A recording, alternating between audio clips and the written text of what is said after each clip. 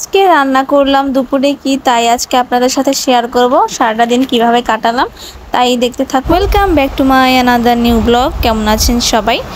আশা করছি সবাই খুব ভালো আছেন, আমিও ভালো আছি। তো এই যে আজকে করব ভুনা খিচুড়ি আর মাংসের ঝোল।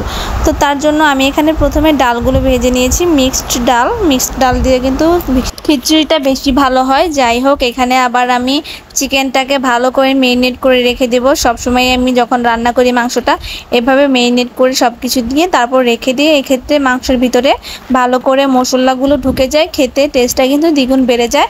যখন আপনি কষাবেন দেখবেন যে মাংসের ভিতরে আমি মাংসতে দিয়েছি আদা রসুন, তারপর হলুদের গুঁড়ো, মরিচের গুঁড়ো, জিরার গুঁড়ো, তারপর দিয়েছি সরিষার তেল। সব কিছু দিয়ে একসাথে আমি ভালো করে মেরিনেট করে দিচ্ছি। এরপর আমি দিব পেঁয়াজ কুচি, তারপর গরম মশলা, সব কিছু দিয়ে এদিকে আমি তারপর মাংসটা মেরিনেট করে নিব। আর এদিকে দেখেন ডালের বলক চলে এসেছে, তাই ডাল নামিয়ে এদিকে আমি খিচুড়িটা বসিয়ে দিচ্ছি।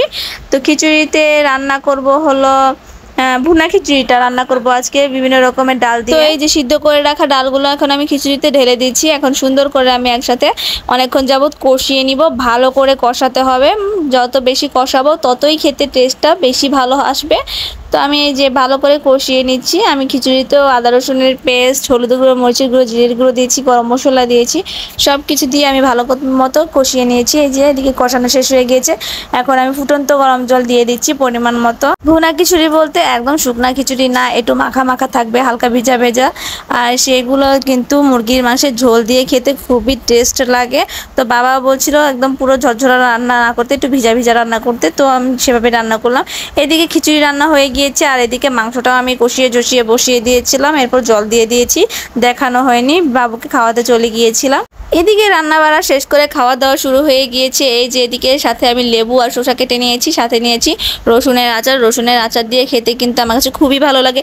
আপনাদের কারো কাছে আর রসুনের আচার ভালো লাগে অবশ্যই কিন্তু জানতে ভুলবেন না। এদিকে মাংসটা একটু কামড় দিয়ে নিই খাওয়ার সাথে সাথে, মানে মাংসটা যদি এভাবে কামড় দেওয়া হয় তাহলে টেস্টটা আরও বেশি ভালো আসে। এদিকে আমার বাবা সন্ধ্যাবেলা দেখলাম বাহির থেকে খাবার নিয়ে এসেছে আমার জন্য। দেখি তো কি নিয়ে এসেছে। ও মা, পলিথিনই ছিঁড়ে পড়ে গেল।